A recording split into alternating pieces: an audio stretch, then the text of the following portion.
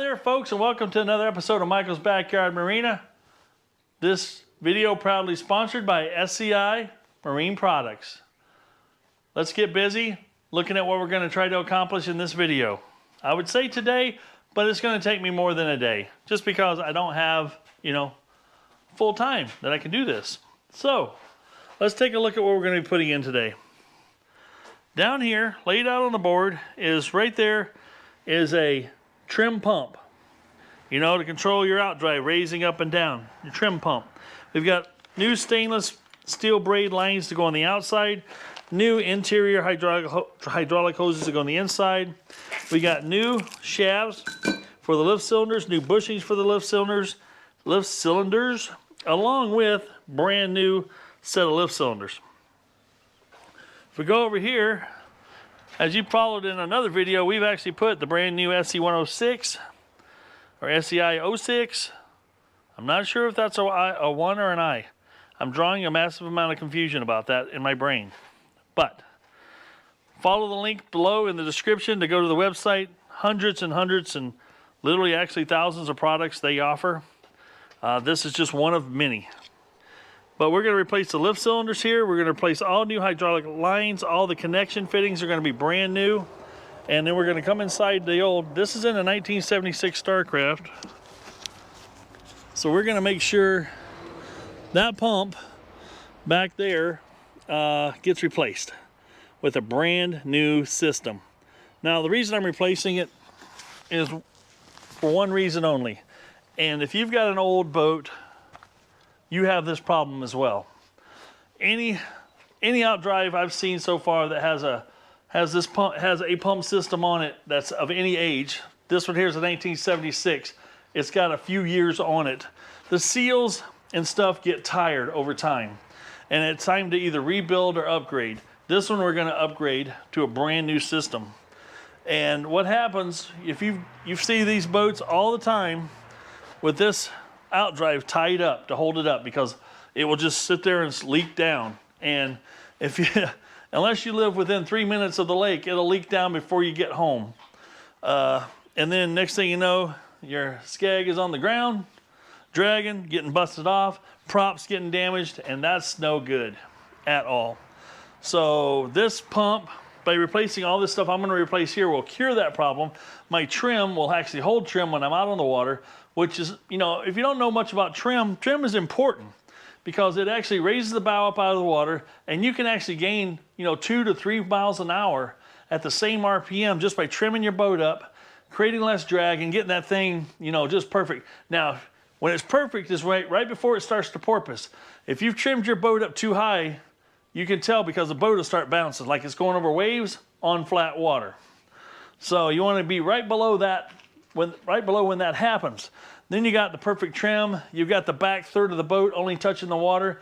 You're going to be more economical. Like you said, you get more speed for the same RPMs. So that's obviously more fuel efficient, right? Especially if you're making some long hauls on your boat. Even short hauls on your boat, it's nice to just, get top speed out of it. Come on. Who gets in a boat and doesn't, wide open throttle it for a decent amount of time? Anyway, we're going to get that cured. I can tell you right now, if I raise mine up and then I let it go back and let it just sit, within a half hour, that fast, within a half hour, it would leak all the way back down to, its normal resting spot. I'm hoping I know this will work. When I replace all this stuff, I'm going to raise it up and I'm going to leave it overnight that way, just to see how much of an improvement it is. If it'll hold it overnight, it'll hold it on the water. One of the first things I need to do is I need to remove the engine cover from the boat just to give myself some more working room. Now, there were a handful of you out there that's left comments in recent videos about not seeing me finish this particular engine cover, because I did it front lights and I put the drink holders in it, but I talked about putting pole holders on here as well, but I decided that the pole holder here was not where I wanted them on the boat, so I never did that. But because I have lights hooked up to it, I also have a way to do a quick disconnect here You see that? You got just a 2-pole disconnect here to disconnect the wiring away from the cover so I can completely remove it from the boat. Now that we've got the engine cover out of the way, we can get down to business here, and I can get you guys up close and personal, I think,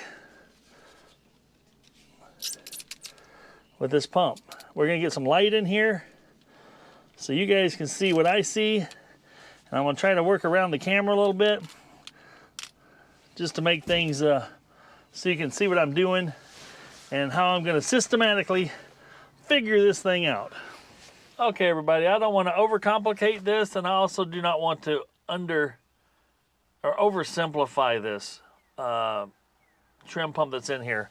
This trim pump is different than others. I think some of your, I want to say that some of your other trim pumps are the ones I've seen in other boats that I've taken apart and took this out of or removed, had a different connection.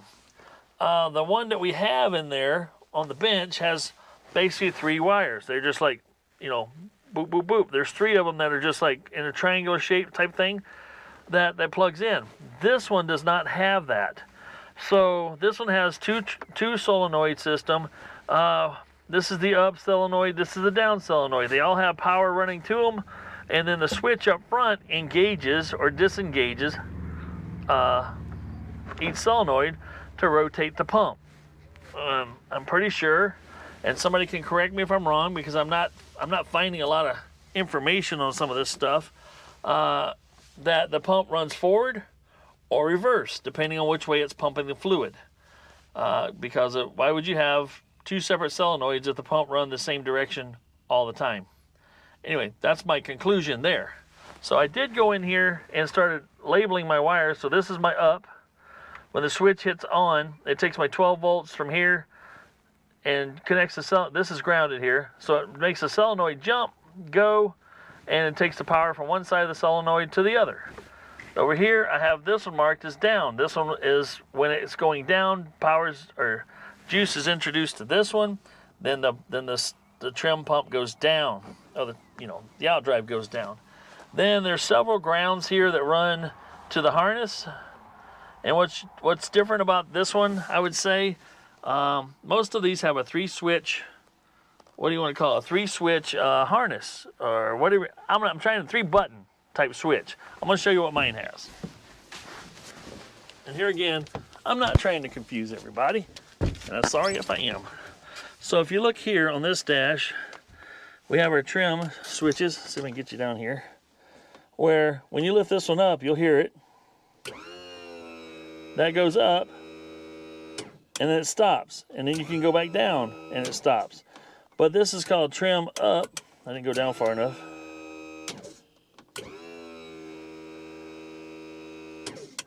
So that hits a limit switch back there that's on the outdrive. Now this, when you go, it won't go up anymore, but if you pinch these 2 together, this is tilt out. So when you take that takes it the rest of the way up for like when you're out of the water and you're getting ready to trailer. So, and this is like I said, back down with this one. So I'm gonna go ahead and let it down here. So there it's down. So my thoughts are, and then what you have on this system back here on the back of the boat is you do have a heavy wire that's connected directly to the battery, which puts power to the trim pump. And you've got a pretty heavy duty ground coming from the trim pump system that goes to the ground. And then what your solenoids are doing are taking that power from one side to the other, which turns the motor on. Pretty simple. Yeah, this wiring, there again, I've done some neat, I took a picture of what's back there and it looks kind of messy, but I've actually done a lot of cleaning up of the wiring on this boat, and this is where I'm at today. So let me show you what I'm talking about for the plug and what my thoughts are that I'm going to do. I'm going to share them with you before I do it. So back there where I had a green and white wire that said down, I'll hook to one of the solenoids, and I had a red wire that I labeled as up that's hooked to the other solenoid. And then I've got several ground wires that are hooked up that aren't part of the, let's just call it the harness of the pump itself. The harness of the pump itself has, when I undo those few wires, there's still gonna be wiring on that trim pump that, you know, make it work amongst itself, is what I'm trying to say. So let's go take another glance at the new one, and then I'm gonna show you the plug on there, and then I'm gonna show you what my thoughts are to make this work. But I also wanna test that pump. I don't know which plug of the 3 plugs is up, down, and ground. So what I'm gonna do is use my multimeter, and see if I can figure that one out. Now as I said before, let's take a look at this and I'll show you what I mean. Here, this whole unit is one assembly, right? We have the big ground wire that's gonna be grounded to the block, which is also grounded to the battery. It'll all be sharing the same ground. Then I have the power. And the power was also hooked strictly to the battery via the starter. That's where that one's gonna go. And then we have this plug. And see how this is a 3-prong plug I was talking about? So I'm guessing maybe the horizontal one's the ground, and then the 2 vertical ones there are pump up, pump down. And there's no label on here as to which is which. So I'm positive that I could take and put a wire in there, get a pigtail in there, and see which way things are happening. Now up here it does have a down, is where your down line would go, and this is where your up line would go. Comprende? All right. I'm gonna go pull something out of stock on the shelves back here and see what I can see on one of my old trim pumps I pulled out that has the harness with it, possibly, that I can rob and then splice into my harness and make work. All right, everybody, this is the portion of the show where we're gonna replace the lift cylinders and lines on the outside of the StarCraft. I have new lines, new lift cylinders to go with this new outdrive, and I'm gonna show you, what I'm doing here. So right here is where your lift cylinders connect, where these were like right here and up frontish, right? And so I pull those bolts out, right? Long studs. And then I didn't unhook the lines here. I'm leaving this all connected. And then I took the 2 bolts, or 2 nuts off of these studs here. And this drops down far enough that I can get to the next connection that's up in here. So in this case, I'm taking my 3/8 wrench and I'm just taking these fittings off. On both, there's the front and the rear, which is your up and your down, right? So we're taking those off, and we'll be able to take this unit out because I got a whole new junction block to put in here with a new gasket. Now that we've got this assembly removed, there should be a gasket right here that we're gonna have to get the gasket scraper on and scrape that off, and you can see the 2 lines here. These go up inside the boat. We're gonna have to fish new lines down in there because I have brand new lines. We're gonna fish them down, make the connection. I'm actually gonna see if I can make the connection and fish the lines up through the whole way. We'll find out in a bit, but I won't put you guys through that. All right, it's time to start installing the lift cylinders on this boat. And they're brand new lift cylinders with brand new stainless lines and connectors throughout. The whole trim system we're putting in here is going to be brand new throughout, so it should be error-free. And thanks to these guys here, I'm counting on it to be error-free. SEI has done a great job of working with me, and we're gonna continue to work with them for as long as they'll have me. Let's get down here and show you the assembly of the preparation for the lift cylinder, because we need to do that before we actually install it on the back of the boat. Now, as you can see here, we have my engine cover sitting here in the garage. We're going to use that for the assembly bench. I'm going to show you what to do. First thing I want to do is we got your one braided line that's got the bend in it, and there is a left and a right here. And there is a right and a wrong. And then we've got this other other braided line here that we're going to put on, and I'll show you how to do that too. And I'm going to show you some of the techniques I'm using just to so you all get a fair shot at, you know, getting it right the first time. And I'll admit, I did not get it right the first time on the other lift cylinder. So, and that's what I do in some of these videos. I actually take these, do a little something just so I have a smoother presentation to you folks, but I'll also share my mistakes. I think enough of you have seen my mistakes that you recognize that. Now, when you unbox these, there is a port and a starboard cylinder. They aren't the same.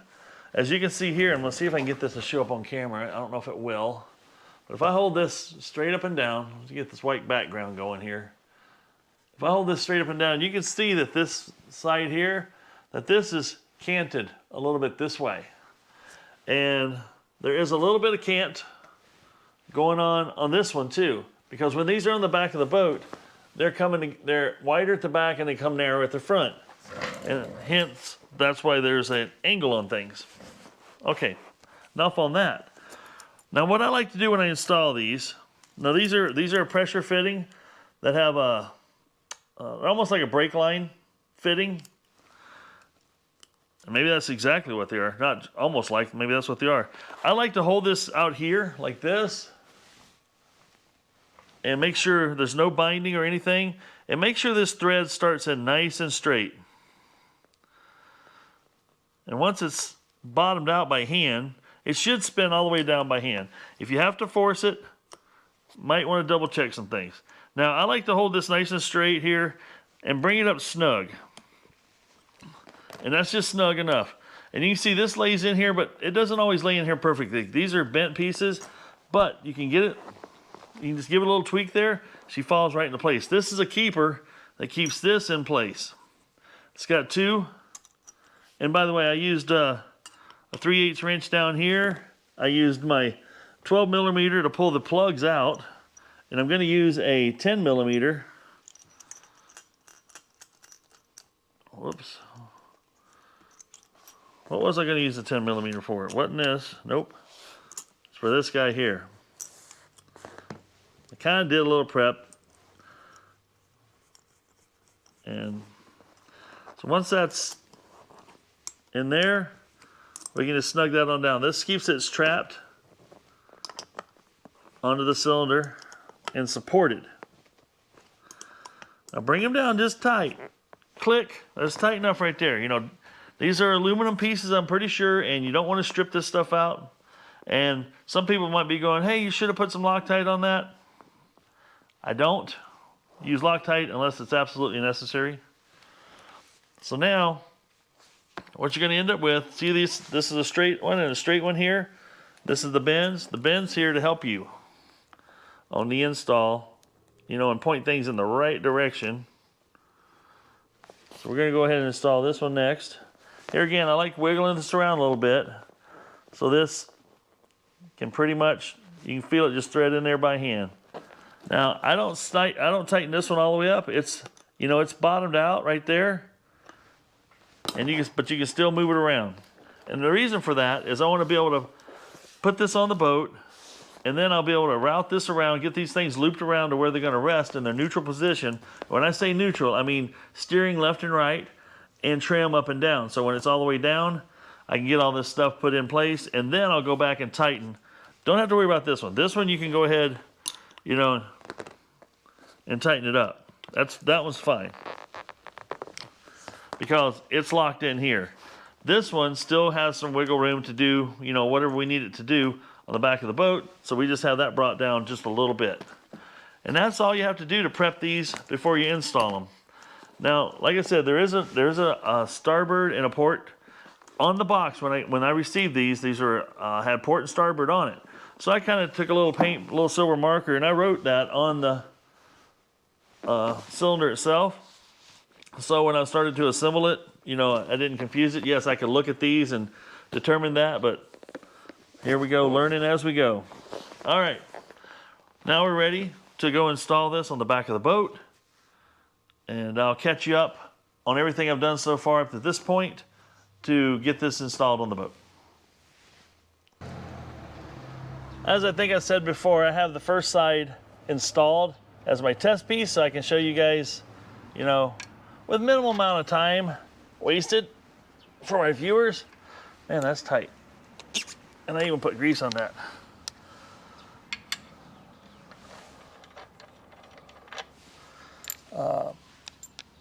Pretty simple. You got your rubber bushings. This is that'll go in here, the cone pointing inward toward the cylinder.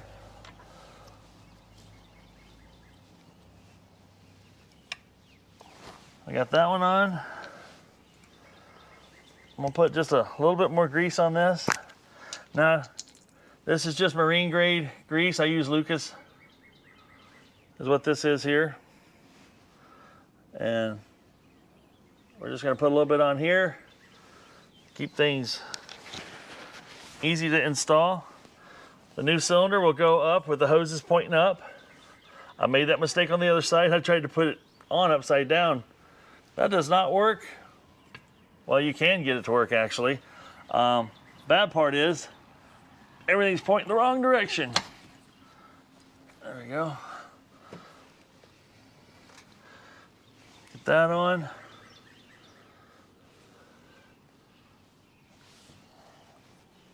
Now this whole kit will come with washers. And you have a thin washer and a thick washer. The thick washer goes on the outside. The thin washer doesn't have to be thick because it's supported by this here. Well, this has nothing but the nut going against it. So you got your thick washer and then your nut. Well, that's gonna be a struggle, I think. We'll go ahead and tap any free play this way. That would help me. There we go. That's gonna give me a little more thread sticking out there. And we'll take, these are plastic coated in, so it won't do any damage to anything. I think I'll just use my quick clamp here to aid in compressing a few things. Maybe a little more lubrication in the situation will help. Oh yeah, that helps a lot. There we go, got it good and started. Bingo, that's the saber there. And while I got it here in front of me, they've got these little, I think they're called anodes, that bolt right onto here. And they're little tiny screws, bolts, not screws, they're bolts, which my fingers are struggling with today. Now here you want to be careful not to over tighten those. Those things are tiny. Now that that's in place, now we can start playing around with these. Now you see why I left this one loose, not crazy tight? I can come around here and flip it into place. Now, what you want to do, and make sure you do, is hook the one that goes to the front and the one that goes to the back to the right places. As long as they're the same place. And I say that because back here you've got a front and a rear, right? And whatever is on the rear here, put on the rear here. What's over on the front here, put on the front here. That's an easy way to remember it, right? Now that I remember, did I do that on the other side? I gotta take a look, to be honest with you. Yep, that's what I did. So the rear here is going to the rear here. And here again, I'm holding the hose and supporting the line a lot, just so I make sure I get a nice straight start here with no binding. You don't want to cross thread this. Now once you have these hoses routed and in place, and you've got the drive down, all the way down, and you got the steering centered up, now you can go ahead and start tightening this stuff up. There again, don't over tighten it. I can't even tell you what kind of foot pounds I'm putting on it here, but if you've done enough wrenching, there. Then we'll go out here and tighten this one up now.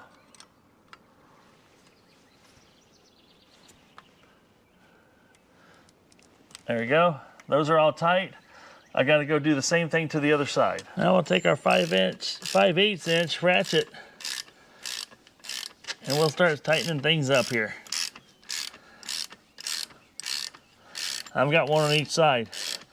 That's why if it sounds funny, that's why it sounds funny. Now basically you tighten these up till they bottom out. You'll feel them bottom out. And these are nylock nuts, so you don't have to try to over tighten them. Now one thing I do like about the SEI kit here is it comes with these caps that screw right on here. They're threaded. And boy, doesn't that make that look like a neat, clean job. Perfect. Now this is a handy little tip from me to you. I'm pulling these out of the garbage cans. Hey, Merc. Hey, puppies. My wife just let all the dogs out. How you doing? How you doing? You come to see me? Yeah. They're happy to get out and run, I'll tell you that. Okay, so here's the old lines that were on the interior of the boat. And as you can see here, there's two of them that have a 90. One has a little more 90 than the other. And obviously these are different lengths. The ones I installed in the boat are actually the same length. And they are going to about the same spot where these are longer here. Because one goes upper and one goes down lower on the setup that was on this boat. I'm changing it up. So what I did to fish these down, to fish these up through, I tried to go down. And it didn't play very well to go down. So what I did is I went this end and pulled it up through, and it goes through a 90, but on the transom there, it goes up and then makes a 90 and then comes out, right? Well, in order to combat that and get these pulled in there, and when I say pulled, I pulled them. I took some of my clear fuel line and I taped it to the top because it was easy to fish this up through that little area. And then you can get on the inside of the boat and just pull your lines right on up through there. And then, once you pull them up through there, there's a plate on the bottom. I'll show you. Hopefully I remember to show you. There's a plate that covers up, you know, where those connections happen. Well, we just made those connections to the side. That's a plate that has two more connections on the inside that come up through the boat and fasten your lines there. So we had that plate hanging down a little bit after we got them started on there by hand. I was able to wiggle some things up in there and snug those up. And then you put the plate on up in place with its gasket, and that part of the job is done. Now I've left that plate loose so I can pull it back down a little bit, about that far. And the reason for that is once I put my pump in, I'll be able to flip the switch, raise it up and down, and see if there's any fluid coming out. If there's any leaks, I got the opportunity to snug it up a little bit, make sure it's not leaking. I'm pretty confident I won't have any leaks, but you never know. Everything that's made in this world is a manufacturing process, and it does have variation in process, and their flaws can happen. And you could also get a little bit of debris in there while you're putting it together. That can happen. I actually had to tape off the ends of my lines before I pulled everything through, and I kept them taped up until they were in place and ready to start, because not everything is spick and span back there in the back of the boat. There's a little oil residue, there's water, there's a little bit of trash. I cleaned that out the best I could, but you don't always get it all, so I didn't want to have anything fall down in my lines and contaminate my trim system. All right. Well, next step is I'm going to show you the trim pump and what I did to make my trim pump work on this boat, because this boat was a little different than every boat in my yard, and I don't know why. But I'm going to show you how and how simple it is to make it work in your boat. I'm going to bypass a couple of systems that I find are, hey, Lucy, how you doing? Excited to be outside. Boy, these dogs love to be outside. All right, we'll check back in the next segment here on my trim pump and how I got it functioning. And then all it's left to do is put it in the boat and hook it down and hook it up. We'll do that next. This next segment is very important, and I'm going to tell you why. If you don't listen to anything else, listen to this. Okay, you saw in the earlier part of the video that this trim pump had a 3-prong plug on it. I showed you in detail the 3-prong plug. That 3-prong plug, I could take a pair of tweezers and I could jump 2 terminals, right? With power hooked up to it and run forward and reverse. This is very simple. It comes with a red power wire that goes directly to the battery, or in this case, I will be hooking it up to the starter, the big post on your starter. We'll show you that in more detail. The ground is going to go to the block ground. So it's going to have the same ground and the same power the rest of the boat has. The only difference is this is always on, you know, this will always be on. You can always trim up and down with the ignition switch off. Important? You betcha it is. Next, I'm going to keep this very simple. and I'm gonna tell you why. My boat, as I showed you, has a trim up, trim down, and then it has the tilt and out where you squeeze the two switches together. I'm eliminating all that limit switch stuff and pinching it together stuff. I'm getting rid of all that. I'm simplifying the situation. And that's only because, now if you're not an experienced boater, lean in a little bit. Don't do this. But if you are experienced, you can do this. And the reason I say that, because normal boat operation, you back your boat in the water, right? You trim it all the way down. Then you start your inboard engine. And the reason you want to trim it all the way down, I've seen people start it all the way up. Keep in mind, the gearbox is spinning if the engine is spinning. Always. There is no neutral. The neutral is down in the gearbox that's in the water that engages forward and reverse by sliding a gear back and forth. And the reason I say that, if you try to start your engine with it all the way up, it's going to be spinning the upper gearbox, and it's going to be binding things. And that U-joint, there's a CV joint in there that it works it extra hard, and you could potentially damage or, shave some life off of it by doing that. Now, long as what I'm getting ready to show you and what I'm doing is, if you always in the habit of trimming it down, start your engine, don't do any trim. You don't do any trim until you're at speed, right? You trimmed all the way down, you take off, and you're going along and you get the boat up on plane, and then when it's on plane, you start trimming it. You start lifting the nose of the boat, right? So you're just jockeying that switch and bringing it up till the boat starts reacting. You start seeing the splash from near the front of the boat start trailing back toward the back of the boat. When do you stop trimming up? When the nose of the boat starts porpoising. If you're on glass, on water, that's smooth as glass or even slightly rough water, if the boat starts to porpoise, you've trimmed it up too high. I don't need a gauge on my dash that says where my trim is at. Don't care. Now, because who's looking at the gauge before they start their boat up? They say you stopped, drifted around for a while, right? And you were trimmed up on plane and everything was gorgeous. You will notice it instantly if you go to take off from a stop again, that your boat will bow rise a lot. Well, as soon as you do that, back off the throttle. You forgot to trim it back down.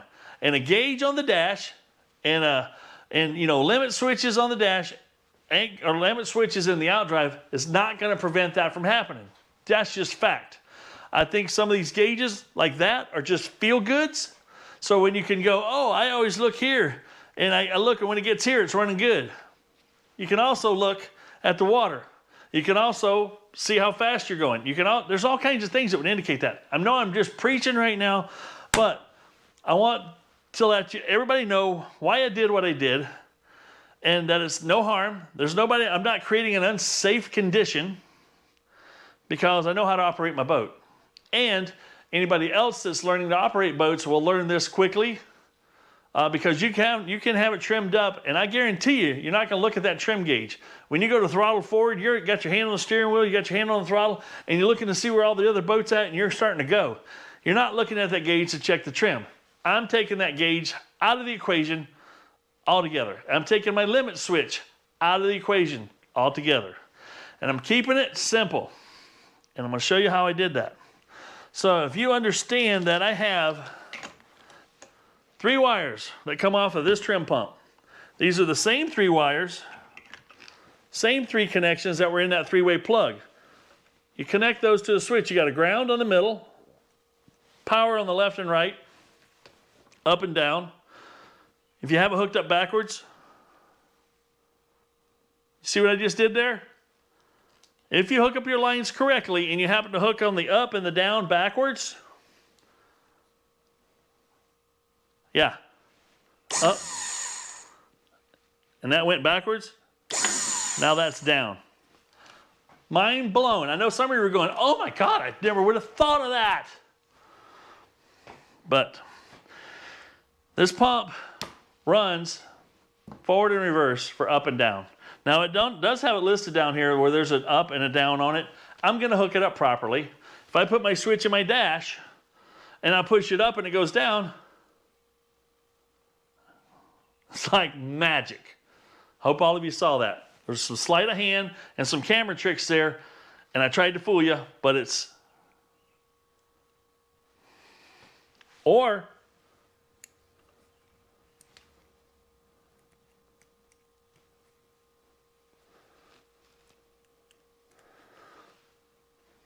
Did you see that? Okay. That's how simple I'm making it. Now, I'm going to also show you here. All I did was cut that 3-prong wire off. Now, Justin at SEI Marine Products, I do apologize for altering your product a little bit. But, let me finish what I was going to say here first. All I did was take their plug off, put there's a pigtail you can buy. And I got this pigtail from Napa. Three connector, water, bam. I can still disconnect my pump. I've got a lock here. It still works. Everything's beautiful, right? And then I got 3 wires coming to a switch. Now these 3 wires will get extended all the way up to my dash because I'm going to eliminate that 1976 wiring that's on those 2 switches and on that trim gauge. I'm going to clean up the wiring as part of this process and ongoing forward. But for the purpose of this video, this is how I'm going to do it. And it's how it's going to stay. All right. With that being said, there's more. There's always more. Now, my son and I were messing around with this trim pump, trying to adapt it to my wiring that's in the boat. And I showed you how I labeled the up, the down, power wires and the ground, and I hooked this stuff up and I hooked this stuff up just like this, and I could not get my dash switches to work because I don't know why. I say because, but I don't know why. I don't know why the wires aren't doing what they were supposed to do, but I've got 6, 7 examples around here of a plug that fits that three-prong plug that was on here. This boat hasn't been messed with as far as I can tell. It looked fairly original. There's no splices, you know, because even if it's a great splice or a fantastic splice or a genius splice like I put on things, you will see it still. You can't hide it. Well, you can, but I won't reveal those secrets. This one didn't have any of that, and I couldn't get my switches to work. And I was set back a minute going, why? Why? And so I went to work on the 50 horse to clear my head and regroup. Then I got to thinking, buy you 3 rolls of wire, make your own mini harness that goes back to this. And if you look at most boats, okay, one boat I have an example of, the Mark Twain I did, when I pulled the wiring harness and all the gauges out of that boat, the trim, 3-button trim thing for up, out, and all that fun stuff, was on its own separate harness, front to rear. From the front of the boat, all the way to the rear to the trim pump. 3 wires in its own harness, not intertwined with anything else. That's all I'm doing here. That's all I'm doing. Easy, right? Right. So now I've explained why I'm doing why I did what I did here. The nice thing is I'm not even going to run my extended wires up until I get this in the boat mounted, hook my plumbing up, fill it full of, and I'll tell you what fluid I'm going to use. And I also want you guys to comment on what fluid you use in your trim pump, because I'm going to have a brand new system here. I got all brand new lines, brand new cylinders, brand new pump, no fluid in it at all. What am I going to introduce into it? You'll see in a little while. Stay tuned. All right. Well, that's enough. Oh, one more jibber jabber thing right here. So my son and I were playing around trying to get this thing to work, and we could have one of the switches would make it go one, spin this in one direction. And I'm like, what are we doing wrong? And we switched some things around. Logic, it defied logic, I'm telling you. And then it quit working altogether. I'm like, why? So, brought it back in here on the bench. Started taking my multimeter out and started doing some continuity tests. And like, everything works except this. And I'm like, where do these 2 wires go? It looks like an official plug. And I reached down on the bottom here, and there is no wires coming out of it. I'm like, what the heck? Pull it out. 20 amp fuse right there. So this circuit is fused already internal to the thing, right? Put a new fuse in. then this worked. So I might have got it working on the other thing if I hadn't blown a fuse or recognized that I'd blown a fuse, because I was moving things around. Anyway, I'm glad it all happened. It happened for a reason. Keeping the harness simple, and we'll just go from there. And there again, there's a 3-position switch. It rocks, and it bounces back to the center. Now you guys are probably already getting on your keyboard. For you mechanics that have been in the business, are probably going, "You're wrecking the pump. Quit doing that. Quit running it dry." You're probably right. It may wreck it, but for you guys, I want you to hear and see. And I'll sacrifice my pump if I have to bring my audience the best information I can bring them. Okay. That's all what's here in the whys. All that's left to do now is mount this in the boat, hook my 2 lines that I fished up through the bottom into the boat, tighten them down in here, fill it full of my special fluid, and run it up and down. Yeah, we're that close. We are that freaking close. All right. Be back in the next segment with us in the boat, figuring out how to mount this thing. This thing has a plate, comes on a plate that has holes that just like you could hang it on. It's got some holes that you can put screws through. It's got holes on the bottom. You can fasten it to the floor. It's got holes in the back that it's got holes is what I'm saying. And let's call it a plethora of holes. So I'm just gonna go and set this in the boat, and then I'm gonna run my lines to it, and I'm gonna try it, and then I'll get my old plastic screws out and start screwing it down to my starboard flooring. And we're being business. All right, next segment in 3, 2, 1. Now I know what you're saying. You're looking down in here and going, "Michael, this is a hot mess." And you wouldn't be wrong at all. This is some of the stuff, a ground, positive, up, down, a ground, more grounds. I mean, like, my goodness. So here I wanted to show you what I did. This is how I pulled things up through the transom area. Just a piece of fuel line. Actually worked quite well. Electrically taped to it. So if you had to pull on it a little harder, you could. Plus this helped keep all the grime and stuff out of the fittings. And it actually holds really good. I think this leave room to sort out. I'm gonna tuck this back away and sort all the wires out in front of it, because that'll be back like this. Okay guys, we got the lines hooked up here, and we have about a quart in it. Took about a quart. So yeah, we got, I mean, there's an ounce left. Well, flickerty-dee.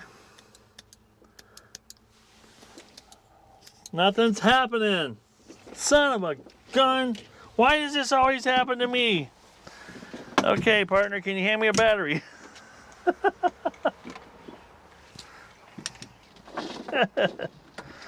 Too much excitement.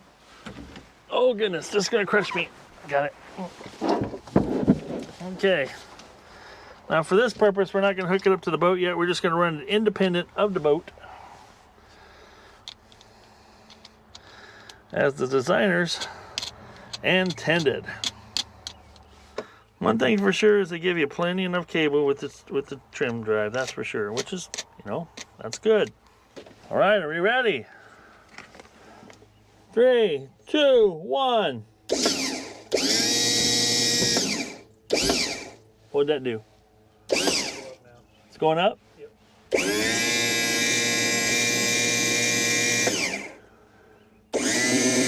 Down? Up. Up. Trying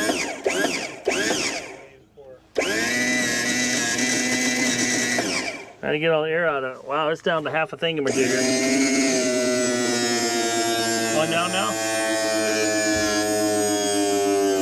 Huh? All the way down.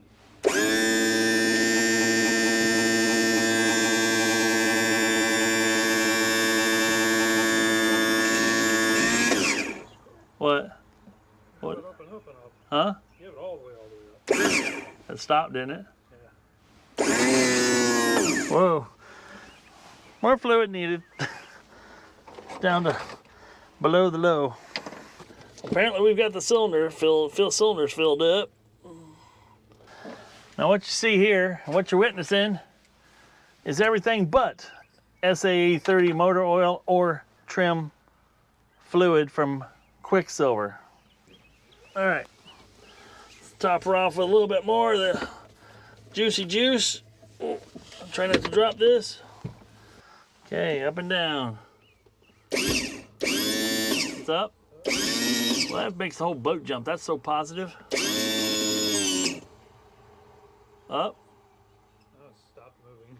Is it going up at all? No, Is it all the way up? All the way up. Well, that's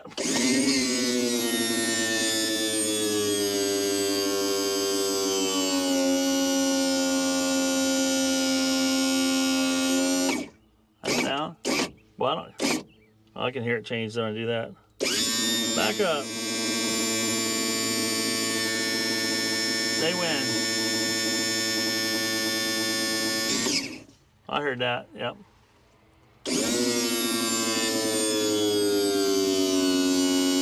Definitely hear the air getting out of it.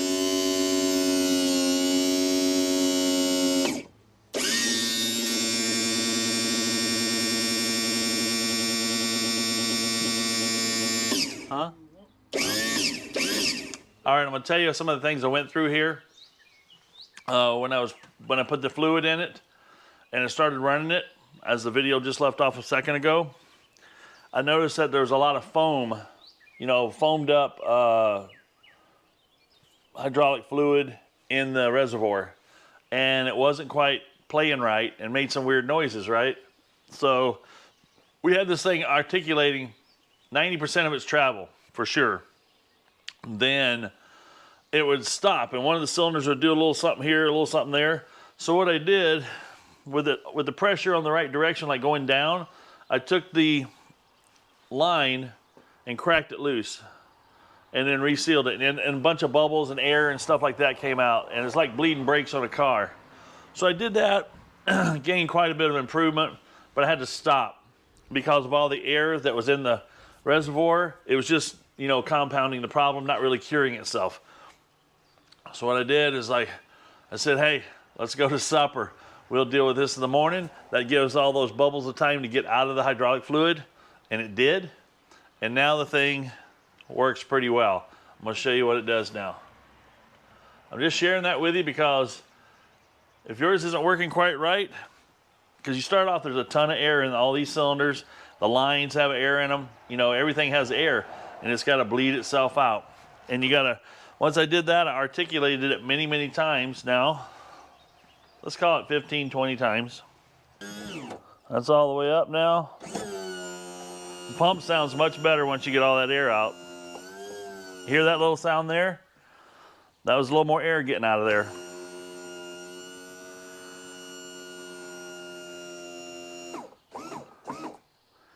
You see one cylinder still kind of doing a little something more than the other cylinder. That's because there's still some air we're trying to bleed out. But she seems to work really well. Moves really pretty quick. And my oil guy I talked to about this, he used to sell boats back in the day.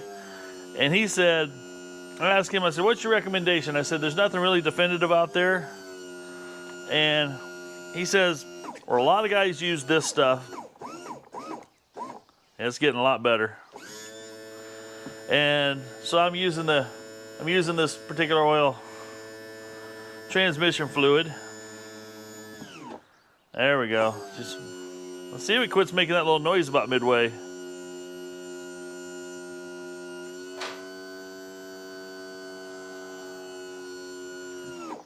Every pass it gets a little bit better.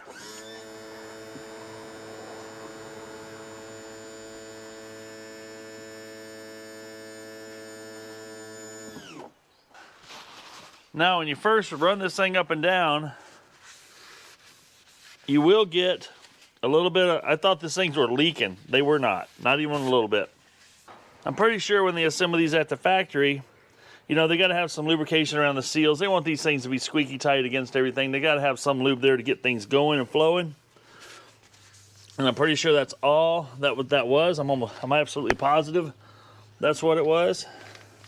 But so far, seems to be working pretty good. We'll go back down.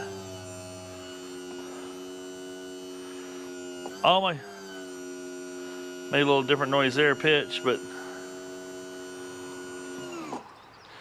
I was getting one cylinder that was way ahead of the other cylinder type of situation. That seems to have gone away. Basically because it just had air in it. But yeah, I'm checking all the connections and everything is liquid tight.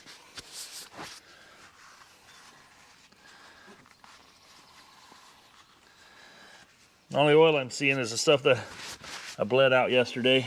I know this is going to be kind of hard to see. I can't get you in there very well. But I had this plate that's on the bottom here. I didn't have it tightened all the way up, which is fine because I did that on purpose. What this is allowing me to do is see if those fittings that are put up in here are leaking at all. And they seem to be fantastically dry. Perfect. So we're going to go ahead and knock this plate back up and get the nuts on there and tighten them down, and we'll be good to go. Finally, we've wrapped it up. We've got all the lines hooked up as we saw earlier. We've got my 3 wires ran all the way to the front. I didn't waste you guys' time. You know, come on. It's 3 wires, a 3-way rocker switch, right? 2-position momentary switch, however you want to call it, you know, up and down. And just click those 3 in, right? Does what it needs to do. I'll show you real quick one more time in case you missed it earlier.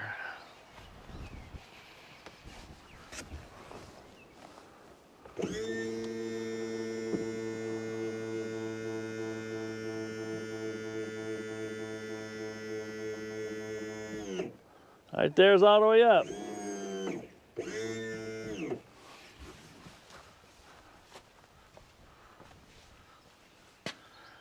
And I timed it.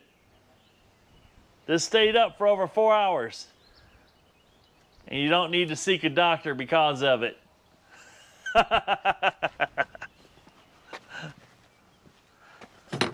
My son came up with that one.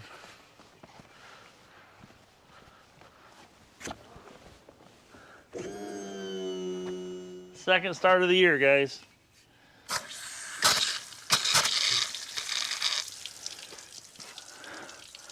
We got a squirter.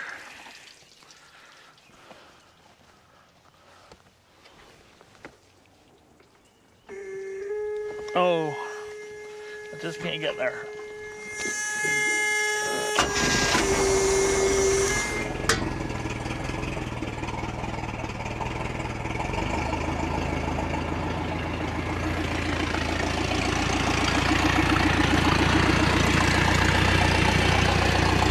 That's a beautiful running 4-banger there, buddy.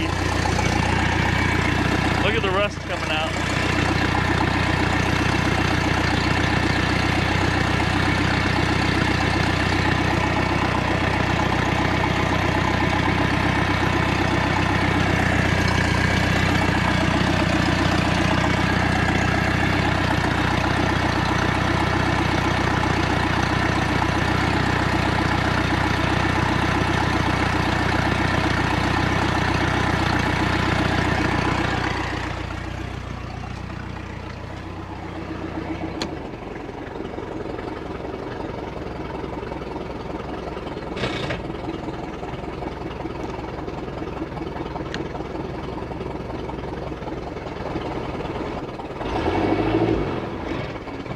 That got really tight.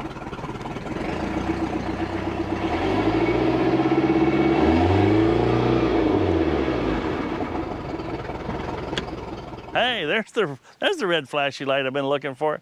All right, second outro, guys. There we go. I make mistakes all day long. Some of them you get to see, not all of them you get to see. You didn't get to see the last mistake because I forgot to hit the record button. Anywho's, I want to thank SEI Marine for sponsoring this video and providing the products that you saw in this video to get this boat brought up to date. As you can see here, this trim is up and it will stay up all night long. But remember, don't store it up. When you park it, store it down so you give that bellows, exhaust bellows and all that fun rubber stuff in there a chance to relax a little bit, okay? Anyway, we've done a lot today. We've got the trim pump put in. We've got the tower of shower of tower. I don't know, I'm excited to see this thing. I might have to just put my boat in cruise control and look back here and see how much water's pumping out of this thing. It's gonna be cool. I had to go let my dogs out so they'd be quieter. Now they're all out, so it should be good and quiet. They're probably gonna run into my tripod and knock you guys over. But hey, Merc or Oliver, how you doing, buddy? All right. Anyway, we got all this work done. We've got it all working fine. I can't wait to get this out on the water to actually have a trim that I trim up and it actually holds trim and stays there for hours on end. That's gonna be awesome. The other valuable thing is when the trim didn't work properly, when I put this in reverse, this thing would just come up out of the water because it's just, there's a lot of pressure there and the hydraulics couldn't hold it. Now, with this new everything here going on, it's gonna go in reverse and not just pull itself up. I can pull myself off a trailer if I need to. It's gonna be incredibly cool. Anyways, well folks, I hope you enjoyed this video. I know I make some long ones and I know I make some short ones and I make some in between ones and you know, just take them. This is what you get from me. Don't forget to like and subscribe. Please share with your friends and family and because that helps the algorithms on the channel and it also helps the channel grow, keeps me able to do things like this on a regular basis. All right, you guys take care of one another. I'll see you on the other side. This is Michael saying, be kind. Need to make this like a Jeep.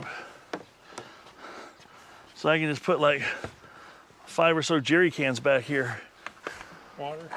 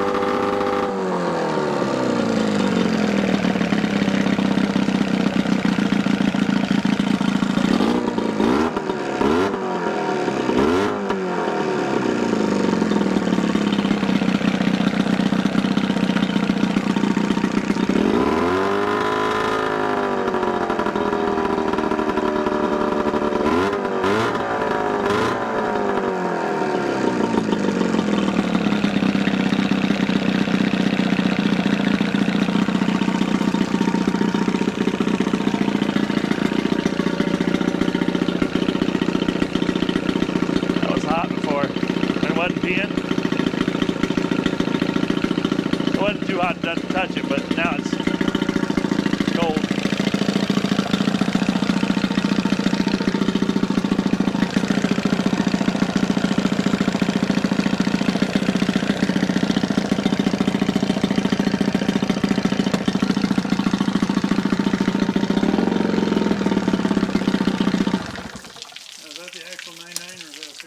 That's 99. Boo.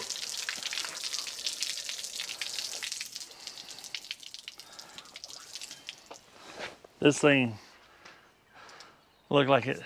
The guy that I got it from, his uncle owned it, and he said every time he took it out, he wiped it down. Now look at it. Forgot I always run the fuel out.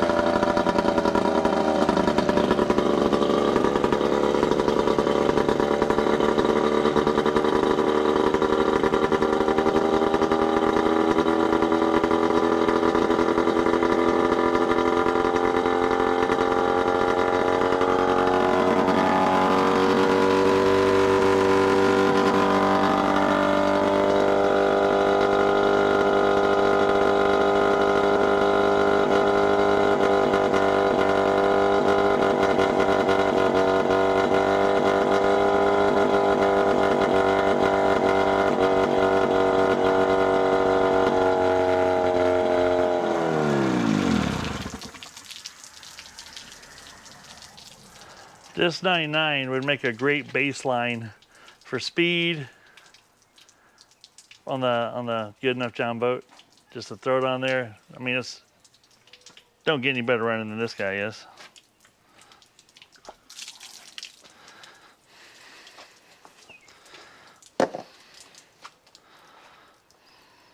There you have it, folks. A 99, 2 pulls. Fired right off. Runs like it came off the showroom floor, or even better.